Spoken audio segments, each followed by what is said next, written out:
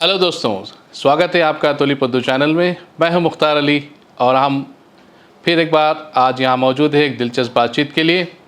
मेरे साथ मौजूद है जनाब यूनुस हुसैन साहब, जो कुमरम भीम डिस्ट्रिक्ट के कांग्रेस माइनॉरिटी चेयरमैन हैं और सीनियर कांग्रेस लीडर भी हैं। आदाब यूनुस साहब, स्वागत है आपका इस कार्यक्रम में। दोस्तों, जैसे कि आप जानते हैं कि हमारे देश में इलेक्शन चल रहे हैं। इलेक्शन के चलते हुए हर पार्टी कई सारे बातें, कई सारे वादे, कई सारे इल्ज़ाम लेकर आपके सामने पहुंच रही है, कई गारंटीज़ लेके आ रहे हैं। तो इसी गारंटीज़ के बारे में हम अपनी बातचीत शुरू करते हैं। मैं यूनुस साहब से पूछना चाहूँगा कि यूनुस साहब, कांग्रेस पार्टी का जो मैनिफेस्टो है और मोदी जी के जो गारंटी है, उसके बारे में आपके क्या विचार हैं? देखिए, हम लोग अब बेहतर जानते हैं। इससे पहले कर्नाटका में इलेक्शन हुआ। हम कर्नाटका में जब इलेक्शन हुआ तो कांग्रेस पार्टी वहाँ पे कई सारे गारंटीज़ दी और उसको पूरी तरह से फुलफ़िल करी और हम वहाँ पे जीते भी। पब्लिक हम पे भरोसा करी और उस पर हम कायम हैं। फिर हाल ही में जो है तेलंगाना में इलेक्शन हुआ, यहाँ भी हम 5-6 गारंटीज़ दिए थे और हम कायम हैं। पब्लिक हम पे भरोसा करी और आइंदा भी हम पे भरोसा करेंगे। लेकिन ये गारंटी जो है, गारंटी वाली बात पहली बार ऐसा हुआ गारंटी करके। पहले अक्सर कोई भी पार्टी जो है मैनिफेस्टो निकालती थी और मैनिफेस्टो बस कोई पढ़ता नहीं था। गारंटी मतलब यकीन, मतलब यकीनी जो है, हमको हम अगर सत्ता में आएंगे तो वाकई हम ये चीज़ करने वाले हैं, पूरी तरह से गारंटी। और हम जीते भी और हम लोगों की उम्मीदों पे जो है हम मतलब उनको मायूस नहीं होने दिए, हम बिल्कुल मायूस नहीं होने दिए। अब हाल ही में आप देखिए, मोदी जी भी जो है गारंटी की बात करें, लेकिन गारंटी के साथ साथ उन्होंने एक लफ्ज़ जोड़ दिया, मोदी की गारंटी करके। अब बताइए पब्लिक कैसे भरोसा करेंगी मोदी की गारंटी, जब 2014 में जब ये बीजेपी जब सत्ता में आने से पहले क्या क्या वादे करी थी। आपको अच्छी तरह से याद होगा, 15 लाख का वादा किया था। क्या आपकी जेब में 15 लाख आए? आप बताइए पूरे हिंदुस्तान में कोई भी एक ऐसा शख्स जिसके अकाउंट में जो है 15 लाख आए हो। और उन्होंने साथ साथ 15 लाख के साथ साथ और कई सारे वादे किए थे। उन्होंने क्या कहा? सबका साथ सबका विकास। विकास तो गायब है, लोग ढूंढ रहे विकास कहाँ पे करके, ना कोई विकास हुआ। ऐसे कई सारे उन्होंने वादे किए। किसान आज परेशान है। आप देखिए कितने दिन किसान लोग जो है धरने पे बैठे थे, प्रोटेस्ट पे। 700 लोगों की जो है 700 लोग से ज़्यादा लोग जो है शहीद हो गए। फिर कहाँ पे सबका साथ हुआ? आपने वुमेन सिक्योरिटी की बात करी, तो आप देखिए वुमेन्स को, लेडीज़ के साथ क्या हुआ। जब जुल्म हुआ तो वो भी लोग धरने पे बैठे, उनको भी जो है न्याय नहीं मिला, इंसाफ नहीं मिला। तो फिर कहाँ का सबका साथ सबका विकास? तो ऐसे जितने भी वादे किए, किसानों को एमएसपी की बात, गारंटी की बात हुई, लेकिन 3 कानून लेके आए और 700 लोग शहीद होना पड़ा, 700 से ज़्यादा लोग। तो ऐसे कितने सारे वादे किए, कोई वादा उनका पूरा नहीं हुआ। तो 2014 से जो है 2019 तक वो लोग 5 साल सत्ता में रहे। फिर उसके बाद फिर से कई सारे वादे किए उन्होंने। 2019 में वापस फिर से गवर्नमेंट फॉर्म हुई बीजेपी की। तो पिछले 10 साल से पब्लिक को जो है सिर्फ बेवकूफ़ बनाने का काम चल रहा। सबका साथ सबका विकास, ना 15 लाख आए, ना किसी को इंसाफ मिला। तो ऐसी कोई भी चीज़ नहीं है। तो लोग अभी मैं एक चीज़ बताता हूँ। आपने एक मूवी देखा होगा आमिर खान का, लगान करके पिक्चर जी। लगान मूवी में आप देखें तो लगान मूवी में क्या होता है, जब बादल आते, बादल आने से गांव के सारे लोग जो है बादल की तरफ देखते। तो इसलिए देखते कि अरे आस में वो लोग एक उम्मीद लगाए हुए बैठे हुए रहते कि शायद कोई अब बारिश आ जाए। तो ये आस 2014 से 2019 से फिर अब 2024 आ गया। फिर भी आप ये कहते हैं कि मोदी की गारंटी पे भरोसा करें। मोदी की गारंटी पे भरोसा करने का कोई वो है ही नहीं। जितने वादे बोले कोई वादा पूरा ही नहीं हुआ। अच्छा, वादों की बात आप करते हैं तो जैसा आपने कर्नाटका में भी वादे किए थे, आपने तेलंगाना में भी वादे किए थे, तो क्या आपको लगता है कि कर्नाटका और तेलंगाना में आपके वादे पूरे हुए, आपके गारंटी पूरे हुए? क्या पब्लिक आपको यकीन कर रही है आपके बातों पर? यकीन करिए, इस वजह से हम लोग हुकूमत में आए कर्नाटका इलेक्शन में। यकीन करिए तेलंगाना की पब्लिक, हम हुकूमत में आए हम तेलंगाना में। वही बात मैं बोल रहा हूँ कि 2014 से बीजेपी वाले जो बोल रहे, जितने भी चीज़ें बोले, उनका कोई वादा पूरा नहीं हुआ। और 10 साल से लोग सिर्फ उम्मीद लगाए, जैसे मैं बताया लगान में लोग बारिश की आस में लोग बैठे हुए रहते। पिछले 10 साल से हिंदुस्तान की आवाम जो है उम्मीद लगाए बैठे। एक तो यूथ जो है होपलेस हो गया और जॉबलेस भी हो गया, ना उनके पास काम है और अभी उनकी उम्मीद भी ख़त्म हो गई। अब उम्मीद भी ख़त्म हो गई, आप फिर भी ये बोलते कि आप मोदी जी की गारंटी पे भरोसा करें। कैसे आवाम भरोसा करेंगी? तो राहुल गांधी जी जो है, जो मेहनत उन्होंने की है, जिस तरह से मेहनत उन्होंने की है और जिस तरह से गारंटीज हम तेलंगाना में और कर्नाटका में हम गारंटीज हम बताए थे पब्लिक के बीच में जाके, हम उसको पूरा भी करें और हम पे भरोसा करें। हम हुकूमत में आए और हमें यकीन है मोदी जी की गारंटी से ज़्यादा लोग जो है राहुल गांधी जी की गारंटी पे ज़्यादा भरोसा करेंगे। तो आज जो है किसान परेशान है, किसान परेशान है। आप देखिए अग्निवीर की स्कीम लगाए, आप देखिए हर ऐसा कोई गांव नहीं है, every village, every town, every city. Mukhtar साहब आप देखेंगे सुबह सुबह लोग जो है दौड़ लगाते, कसरत करते। किस लिए करते हैं? उनकी एक ख्वाहिश होती है, उनका अपना एक एम होता, अपना एक गोल होता। वो चाहते कि मैं जो है वो एज, उनकी जो उम्र है, एज आने से पहले से वो लोग कसरत करते, आप दौड़ लगाते काफ़ी दूर। तो ये किस लिए करते कि आप थोड़ी जब उनकी एज पूरी हो जाएंगी तो वो लोग जो है मिलिट्री में जो है ज्वाइन होने की उनकी ख्वाहिश होती। लेकिन जब अभी जो बीजेपी गवर्नमेंट है अग्निवीर स्कीम लगा के उनकी उम्मीदों पे पानी फिर गया। क्या करेंगे वो 4 साल नौकरी करके? तो हर तरीके से परेशान है लोग। आप देखिए महंगाई कितनी बढ़ गई। आपको याद है यही स्मृति ईरानी जी सिलेंडर हाथ में पकड़ के कितना हंगामा करे थे। अमिताभ बच्चन कहाँ गए अभी? आप सेलिब्रिटीज कहाँ पे गए आप बताइए? सेलिब्रिटीज अमिताभ बच्चन लोग। माफ़ी चाहूँगा, मैं आपको रोक रहा हूँ। जो आप जैसा कह रहे हैं कि महंगाई बढ़ गई है, तो क्या मैं जान सकता हूँ कि अगर कांग्रेस की हुकूमत अगर आ गई तो क्या अब सारी महंगाई ख़त्म हो जाएगी फ़ौरन? देखिए ये बात जो है हम मैनिफेस्टो में बताए। मैनिफेस्टो में राहुल गांधी जी ने खुला कहा कि हम इन्फ्लेशन को जो है हम महंगाई को कंट्रोल करेंगे। आप 54 पेजेस का जो है आप मैनिफेस्टो पढ़िए, बहुत ज़रूरी है। आवाम से मैं गुजारिश करता हूँ इस चैनल के ज़रिए कि आवाम जो है कांग्रेस का मैनिफेस्टो पढ़े। उसमें क्लियरली लिखा हुआ है that they are going to control the inflation. महंगाई को कंट्रोल करेंगे, हम जॉब्स दिलाएंगे, वैकेंसीज 30 लाख।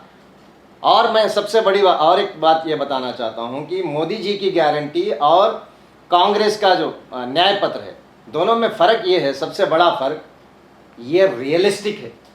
कांग्रेस का जो न्याय पत्र है रियलिस्टिक मैं इसलिए कह रहा हूँ कि मोदी जी जब आए थे तो क्या कहा उन्होंने? मैं 2 करोड़ जॉब दूंगा हर साल। राहुल जी ने क्या कहा? मैं 30 लाख वैकेंसीज प्रोवाइड करूँगा। तो ये दिखने में यकीन आता। आप भी चाहे तो बोल सकते कि 5 करोड़ में नौकरी दे दूंगा, 10 करोड़ नौकरी दे दूंगा, ऐसा। ये रियलिस्टिक है, ये बात पे गौर करना चाहिए आवाम को। रियलिस्टिक है, इन्होंने कोई ज़्यादा बात नहीं की, जो हो सकता हो। और मैनिफेस्टो में आप जैसे महंगाई की बात करें तो आप मैनिफेस्टो खोलिए कांग्रेस पार्टी का, उसमें क्लियरली लिखा है that they are going to control the inflation और जॉब्स प्रोवाइड करेंगे और सबको न्याय दिलाएंगे, जस्टिस टू ऑल। और क्या है, आज जो है बीजेपी की हुकूमत में अमीर सिर्फ अमीर बनता जा रहा, गरीब और गरीब बनता जा रहा। आप देखिए 80 करोड़ आवाम हिंदुस्तान की आज 5 किलो अनाज के लिए लाइन में खड़ी हुई है। इसका मतलब क्या है? It's showing there is a wide spread of poverty in all over India. गरीबी जो है काफ़ी बढ़ गई। कुछ लोगों के पास दौलत है और वही दौलतमंद बनते जा रहे। तो ये जो है कांग्रेस चाहती कि सबके पास दौलत है। We are not against the capitalism, we are against the chronic capitalism. तो दौलत, गरीबों को भी दौलत है। और सबसे बड़ी बात, कांग्रेस चाहती है कि आज जो डर की ज़िंदगी है हिंदुस्तान में, आपने एक नारा दिया था भारत जोड़ो यात्रा में, नफ़रत के बाज़ार में मोहब्बत की दुकान, और आज कई दुकानें खुल गई मोहब्बत की। तो इसलिए उन्होंने ये कहा मैनिफेस्टो में, इंसान डर की ज़िंदगी नहीं जीना चाहिए। डर से आज़ादी दिलाने की बात भी उन्होंने मैनिफेस्टो में कही। जी और सबसे बड़ी बात, बीजेपी जो है, सबसे उनका यकीन क्या है, वो सेल्फ एग्जैगरेशन है। खुद की पब्लिसिटी में ज़्यादा वो लोग बिलीव करते। परफॉर्मेंस आप देखेंगे तो ज़ीरो है, सिफर है। अपनी पब्लिसिटी, मीडिया भी लगा हुआ है गवर्नमेंट के प्रोपेगेंडा करने में। तो आप जैसा बात कर रहे हैं, आप अभी भारत जोड़ो यात्रा की और पब्लिसिटी की भी बात कर रहे हैं, तो क्या मैं पूछ सकता हूं आपसे कि जो भारत जोड़ो यात्रा में राहुल गांधी जी ने भारत जोड़ो यात्रा की थी, क्या वो पब्लिसिटी के लिए की थी या फिर ये क्या हिंदुस्तानियों की मदद के लिए की थी? अब मैं एक छोटी बात बताता हूँ आपको। ये भारत जोड़ो यात्रा अगर हिंदुस्तान के अलावा अगर कोई यूरोप वगैरह जैसे मुल्क में अगर ये भारत जोड़ो यात्रा निकलती, तो मैं यकीनी कह सकता हूँ कि सब वो डॉक्यूमेंट्री बन जाते, सब वो डॉक्यूमेंट्री बन जाते भारत जोड़ो यात्रा के ऊपर। लेकिन हम इतनी बदकिस्मत है, हमारा मीडिया जो है पब्लिसिटी नहीं करता। और राहुल गांधी जी क्या पब्लिसिटी के लिए भारत जोड़ो यात्रा निकालते? अगर यार 4000 किलोमीटर चलना, पूरा सफ़र जो है, पहले आपने 3500 किलोमीटर जो है चला आपने कश्मीर से कन्याकुमारी तक। उसके बाद आपने जो है नया यात्रा करके निकाला, करीब 8-10 हज़ार किलोमीटर से ज़्यादा उन्होंने सफ़र किया, पूरे हिंदुस्तान का सफ़र किया। और ये मैनिफेस्टो भी जो कांग्रेस पार्टी का बना, वो खाली कोई कमरे में बैठ के मैनिफेस्टो नहीं बनाया गया। आप पूरे भारत जोड़ो यात्रा में तमाम आवाम से आपने मुलाकात की। कैसी आवाम से? जो मजलूम है और जो गरीब है, जो किसान है, वुमेंस है, जितने भी लोग सताए हुए हैं, जितने भी लोग परेशान हैं, हर किसी से आपने मिला, पूरे कश्मीर से लेके कन्याकुमारी तक। आप चल सकते? आप बताइए, आप ये सफ़र तय कर सकते? क्या मैं सफ़र तय कर सकता हूँ? ये कोई आसान बात नहीं है। गांधी फैमिली मतलब है कि सैक्रिफाइस। उनका पूरा परिवार, उनका पूरा खानदान जो है सिर्फ सैक्रिफाइस का, उनकी पूरी खानदान ने कुर्बानी दी है देश के लिए, खुद के लिए नहीं, देश के लिए उन्होंने कुर्बानी दी है। आप राहुल गांधी जी के फादर को देखिए, आप राजीव गांधी जी को, आप पूरी हिस्ट्री देख लीजिए, आप इंदिरा गांधी जी को देखिए, आप उन्होंने देश के लिए कुर्बानी की। और आज जो चले वो किसके लिए करें? आप पूरी जो 100 करोड़ 140 करोड़ आबादी है हिंदुस्तान की, उनको समझने के लिए, हालात समझने के लिए, हालात, देश के हालात कैसे, और ये हालात बदलना है तो हाथ को वोट डालना ज़रूरी है, तभी जाके हालात बदलेंगे। तो ये आप कोई पब्लिसिटी स्टंट नहीं होता ये। अगर यही जो है भारत जोड़ो यात्रा, मैं फिर से कहता हूँ कि हिंदुस्तान छोड़ के कहीं और भारत जोड़ो यात्रा निकलता तो कई डॉक्यूमेंट्रीज इस पे बन जाते। अब जैसा कि आप गुज़िस्ता 10 सालों से देख रहे हैं, काफ़ी स्टेट्स के इलेक्शन हुए हैं, इसमें जो है ना काफ़ी बड़े इलेक्शंस हुए हैं, लेकिन बीजेपी को लोग ज़्यादा पसंद कर रहे हैं, बीजेपी के काम को ज़्यादा पसंद कर रहे हैं। तो आप क्यों चाहेंगे कि लोग कांग्रेस पे भरोसा करें, कांग्रेस को वोट दें? क्योंकि लोग तो बीजेपी पे भरोसा कर रहे हैं, बीजेपी अच्छे काम कर रहे हैं, कि लोग का ये मानना है कि बीजेपी अच्छा काम कर रही है, इसीलिए 10 साल से बीजेपी को जिताते आ रहे हैं। तो आप क्यों समझते हैं कि लोग कांग्रेस को वोट दें? देखिए, हम मैनिफेस्टो में कांग्रेस पार्टी लिखी है, मुझे बहुत, मतलब मैं पढ़ा तो मुझे बहुत अच्छा लगा। उन्होंने ये कहा, बिलियनियर राज आ गया मोदी जी के अंडर में, बिलियनियर राज आ गया जो ब्रिटिश राज में भी नहीं था। और आवाम देख रही ना, आवाम देख रही हालत आज कैसे है, किसको इंसाफ मिल रहा, न्याय तो मिल रहा ही नहीं लोगों में, सिर्फ डिक्टेटरशिप हो गई। फेडरल स्ट्रक्चर जो है हमारा इंडिया का, वो पूरी तरह से गिरा है। गवर्नर जो है गवर्नमेंट के लिए काम कर रहे, और जो है, और क्या क्या काम किए लोग, आप देखिए। इलेक्ट्रल बॉन्ड बोल के लेके आए। इलेक्ट्रल बॉन्ड क्या है? ये मैं आज इलेक्ट्रल बॉन्ड बोल के लेके आए। आप जो है हमारे जो फाइनेंस मिनिस्टर है निर्मला सीतारामन जी, उनके जो हस्बैंड है कोई आम आदमी नहीं है, is a very great person. उन्होंने क्या कहा, इलेक्ट्रल बॉन्ड जो है ये बिगेस्ट स्कैम है all over the world, biggest scam है। और ये पैसा वो लोग क्या किए बताइए? गवर्नमेंट गिराने का काम किया। आप देखिए, मध्य प्रदेश में कांग्रेस की गवर्नमेंट गिराए लोग, कर्नाटका में कांग्रेस की गवर्नमेंट गिराए लोग, बिहार में का गवर्नमेंट गिराने का काम करे लोग। महाराष्ट्र में इन्होंने गवर्नमेंट गिराने का काम करा। तो जो इलेक्टेड गवर्नमेंट है, जो पब्लिक चुन के लेके आई, उस गवर्नमेंट को भी आप गिराने का काम करें। तो आप किसान कितना परेशान थे आप देखिए। मैं इससे पहले भी कह चुका हूँ कितने लोग शहीद हो गए किसान लोग। तो पूरी आवाम, महंगाई इतनी बढ़ गई। आप देखिए 70 साल आप बोल रहे कांग्रेस, 70 साल में आप देखिए, 70 साल में सिलेंडर जो है सिर्फ 400 रुपये था। अब ये जो बीजेपी हुकूमत आई 10 साल में जो है वो कितना 1200-1300 रुपये हो गया। तो 10 साल में जो है 800 रुपये बढ़ गए। और अब 70 साल में सिलेंडर जो है, सिलेंडर का रेट 400-500 रुपये था। तो 70 साल में 400-500 रुपये सिलेंडर, और ये पिछले 10 साल में जो है 1200, मतलब 800 रुपये का इजाफा हो गया। अब इसी तरह से देख लीजिए आप, डीजल पेट्रोल का रेट 50, 55, 60 रुपये था 70 साल तक भी, जब हिंदुस्तान आज़ाद हुआ, और पिछले 10 साल में आज 100 क्रॉस हो गया। अब फिर भी आप कहते हैं कि पब्लिक जो है बीजेपी को भरोसा करे, ये नामुमकिन वाली बात है। पब्लिक जो है पूरी तरह से मतलब नाराज़ है। ये पिछले 10 साल में जो है पूरा डैमेज हो गया है। अब ये डैमेज को कंट्रोल करने के लिए कांग्रेस को वापस जो है हुकूमत में लाना ज़रूरी है। और सबसे अच्छी बात ये है, कांग्रेस के उसमें जो है लोगों को न्याय मिलेगा। आप देखिए रिजर्वेशन की भी बात कांग्रेस पार्टी ने कहा। उन्होंने कहा कि कास्ट सेंसस कराएंगे हम, 50% कैप हटा देंगे हम। ये जो झूठे वादे जो है 1 दिन 2 दिन नहीं होता, पूरे 10 साल मतलब 730 दिन होते। 730 दिन में उन्होंने क्या किया? सिर्फ लोगों को जो है मुद्दों से भटकाने का काम किए। वो लोग मुद्दों पे बात ही नहीं करते आप जी। क्या आपको लगता है कि अगर कांग्रेस पार्टी सत्ता में आती है तो वो सभी वर्गों के लिए न्याय करेंगे? जैसा उनका न्याय पत्र आपने कहा है कि वो सभी वर्गों के लिए है, तो क्या आपको लगता है कि वो सभी वर्गों के लिए न्याय कर पाएंगे? ऑब्वियसली भारत जोड़ो यात्रा में और अभी भी बार राहुल गांधी जी हमेशा ये कहते हैं कि अगर हम हुकूमत में आएंगे तो हम कास्ट सेंसस कराएंगे। कास्ट सेंसस क्या है बताइए? कास्ट सेंसस का मतलब ही ये है कि जितने भी लोग हैं, जितने भी वर्ग हैं, तमाम लोगों को इंसाफ मिलना। जब कास्ट सेंसस हो जाएगा तो मालूम पड़ेगा कि एससी कितने हैं, एसटी कितने हैं, ओबीसी कितने हैं।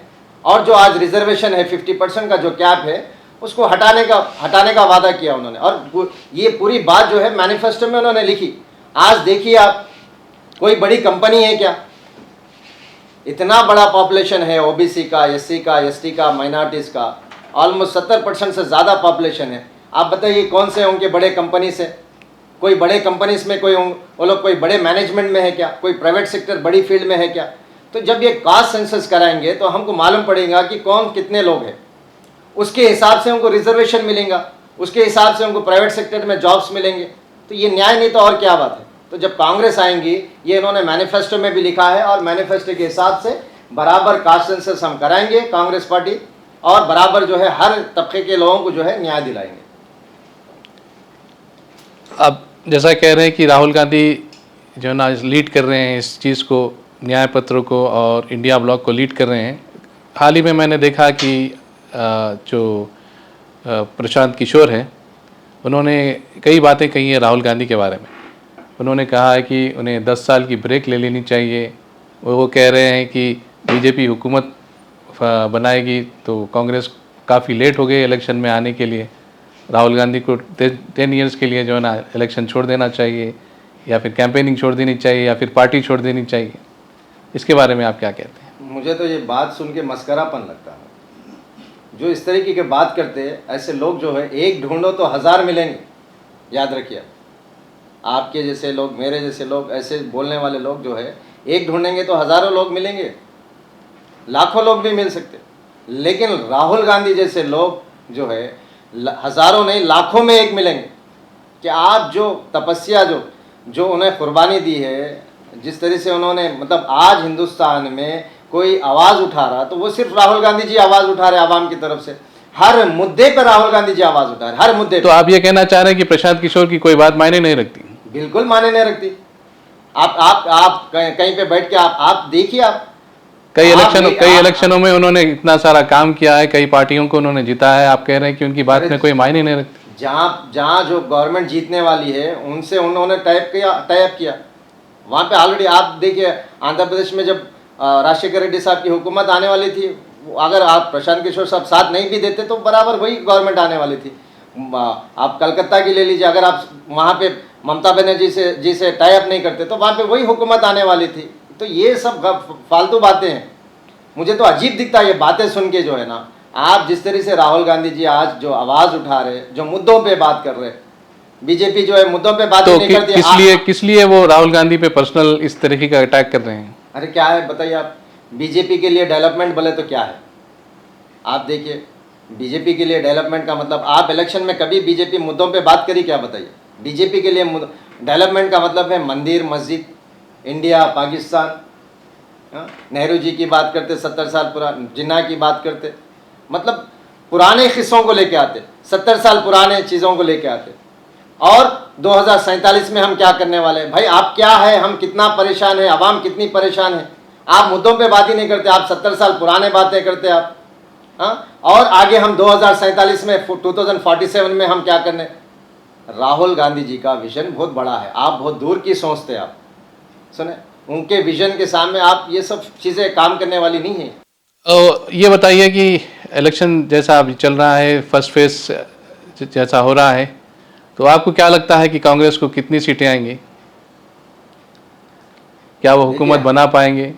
देखिए, हम कोई ज्योतिषी तो नहीं है, लेकिन जहाँ तक हमारा इल्म है, जितना हम जो ऑब्ज़र्व कर रहे हैं, जो हालात है, तो मैं ये यकीनी कह सकता हूँ कि कर्नाटका में वो लोग बहुत ज़्यादा नुकसान होने वाला है बीजेपी को। मेरे ख्याल से शायद 10-15 सीट का वहाँ पे नुकसान होगा। राजस्थान में बीजेपी की बुरी हालत है, वहाँ पे भी 7 से 12 सीट का नुकसान होगा। मध्य प्रदेश में उनको नुकसान होने वाला है, गुजरात में भी कुछ सीटों का नुकसान होने वाला है, महाराष्ट्र में इनकी हालत बिल्कुल पतली है, बिहार में ये लोग की हालत जो है काफ़ी नाजुक है। तो ये सब अगर मैं देखूंगा, बीजेपी पार्टी का तो कहना है कि हाँ बोलिए। बीजेपी पार्टी का तो कहना है कि वो तो 400 सीट लेंगे। 400 सीट बोल रहे आप, तो अभी मैं क्या बोला, आप कर्नाटका की हालत देख लीजिए, आप बिहार की हालत ले लीजिए, आप झारखंड की हालत ले लीजिए, महाराष्ट्र की हालत ले लीजिए, ये राजस्थान की हालत ले लीजिए, असम में भी वो लोग हालत ख़राब है। तो ये तमाम स्टेट में जो है, इससे पहले जब वो लोग दो बार जब हुकूमत में आए तो पूरी 100% सीट आए उनको। राजस्थान में उनको 25 में 25 सीटें आई, अब मध्य प्रदेश में 29 में 28 सीटें आई उनको, दिल्ली में 7 में 7 सीटें। क्या आपको यकीन है 7 से 7 सीटें इस बार आएंगी? कर्नाटका में 28 में 26 सीटें आई उनको। तो मैक्सिमम जो है गुजरात में 26 की 26 सीटें आई, 100%। अब ये हर स्टेट में वो लोग घटने वाले हैं, तो कहाँ से 400 सीटें आएंगी उनको? मेरा तो ये यकीन है 200 से भी नीचे आएंगी। मेरे ख्याल से 160 से 190 सीट के बीच में उनको सीट मिलेंगी बीजेपी, 160 से 190, उससे ज़्यादा वो क्रॉस ही नहीं होंगे। और अगर पब्लिक अगर रियलाइज़ कर ली जो हालत जिस तरह से हुए वो लोग के देश में, ये 10 साल जो जिस हालत से, जैसे यूथ परेशान था, जो लोग बेरोजगार लोग परेशान थे, किसान को लीगल गारंटी नहीं मिली एमएसपी की, तो हर तरह से जो है ना लोग परेशान थे, लोगों को न्याय नहीं मिला, जस्टिस नहीं मिला, महंगाई इतनी बढ़ के है, लोग बेरोजगार है हर तरीके से, और एजेंसियों का गलत इस्तेमाल किया जा रहा, अमीर अमीर बनते जा रहा, फिर भी आप सोचते कि 400 सीट है। लोग हालात को समझ गए, और हालात को सही करने के लिए हाथ बहुत ज़रूरी है। जी यूनुस साहब, एक और बात मैं पूछना चाहूँगा कि क्या हमारे रेवंत रेड्डी साहब अब हमारे चीफ मिनिस्टर हैं यहाँ तेलंगाना स्टेट के, तो आपको लगता है कि इस चंद महीनों में जो वादे किए थे उन्होंने, या फिर जो इस तरीके का काम कर रहे हैं, वो लगता है कि जो है ना कांग्रेस पार्टी उनके काम करने के अंदाज से, उनके काम करने के तरीके से, क्या आपको लगता है कि कांग्रेस पार्टी को फ़ायदा होगा, या फिर आपको लगता है कि कांग्रेस पार्टी को आगे लेके जाएंगे? मैं योद्धा है, रेवंत अन्ना जो है तेलंगाना में एक योद्धा है, और मुझे पूरा यकीन है, पूरा जिस तरह से उन्होंने तेलंगाना में मेहनत की है उसका हमको नतीजा मिला। हम हुकूमत में आए, हमको 65 सीटें आई तेलंगाना में। तो रेवंत अन्ना जी एक योद्धा है, और जिस तरह से उन्होंने तेलंगाना में असेंबली इलेक्शन में मेहनत की उसका फल हमको मिला। और हमको पूरा यकीन है जिस तरह के आप लीडर है, जिस तरह से आप तेलंगाना में लीड कर रहे हैं, तो हमको यहाँ पे ज़्यादा से ज़्यादा सीट हमको आएंगी, बहुत ज़्यादा सीटें हमको तेलंगाना में आएंगी।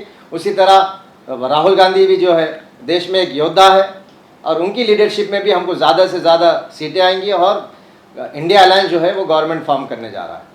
और एक सबसे बड़ी बात, आप देखिए इलेक्शंस में ये लोग किस तरीके की बातें करते हैं, बीजेपी के लोग।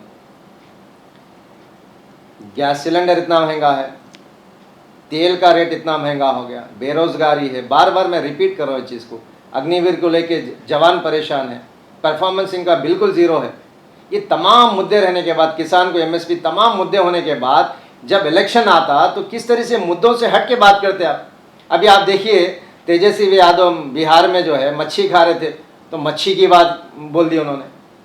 ये कोई है? मुद्दों की बात करिए आप, मुद्दों पे बात करिए आप, किसान पे बात करिए आप, अनएम्प्लॉयमेंट पे बात करिए आप, महंगाई पे बात करिए आप, बेरोजगारी पे, ये चीज़ों पे आप बात करिए, एजुकेशन पे बात करिए आप, हेल्थ पे बात करिए, इंफ्रास्ट्रक्चर पे बात करिए आप। ये सब मुद्दों पे हम क्या करने वाले हैं, आइंदा हम हुकूमत में आएंगे तो क्या करेंगे, हमारे से कहाँ पे छूट हो गई, भूल हो गई, ये मुद्दों पे बात करने के बाद आप मच्छी की बात करते।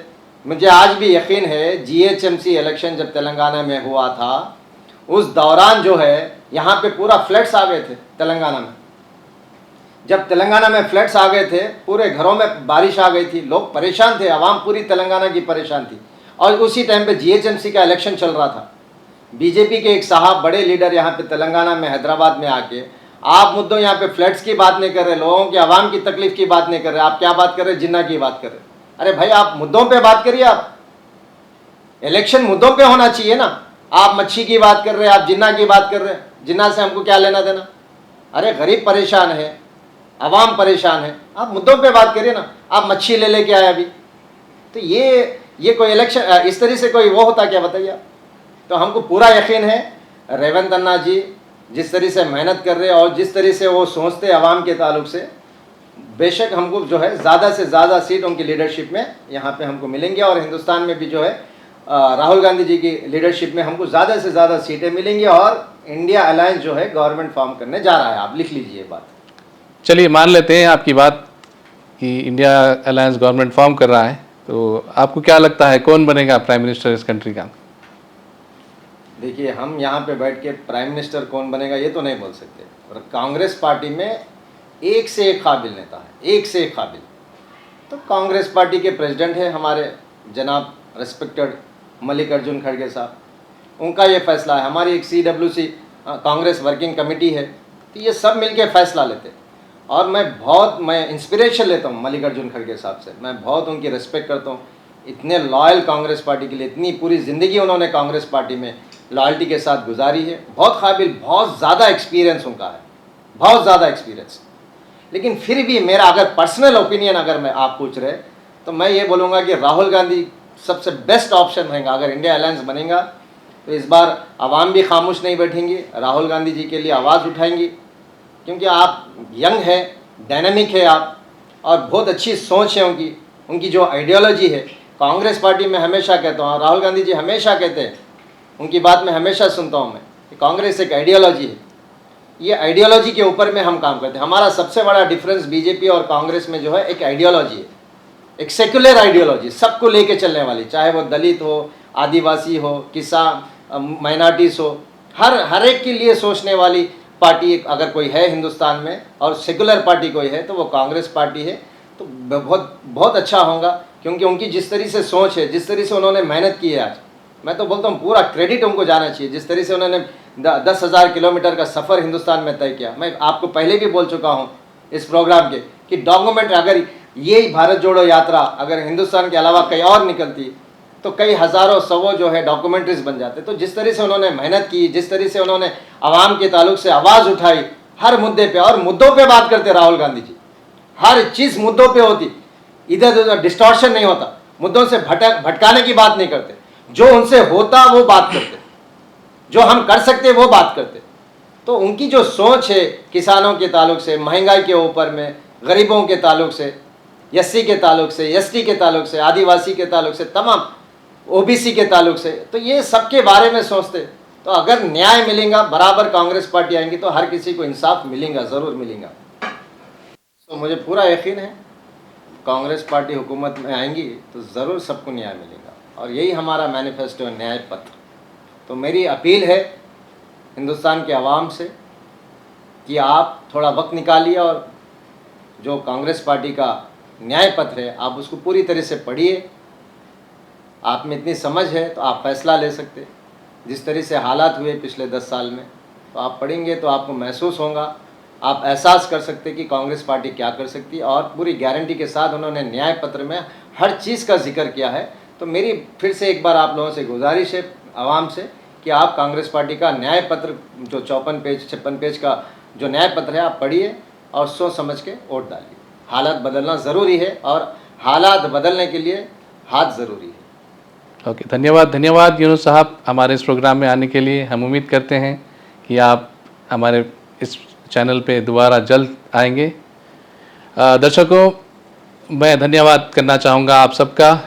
इस तोलीपद्दू चैनल के ज़रिए आपने काफ़ी हमारे चैनल को सराहा है, काफ़ी हमारे प्रोग्राम को भी पसंद किया है। आपके लाइक्स, आपके सब्सक्राइब हमें नए कंटेंट लाने के लिए प्रेरित करते हैं। इसी के साथ मैं ये बातचीत ख़त्म करता हूँ। धन्यवाद, थैंक यू, आदाब से।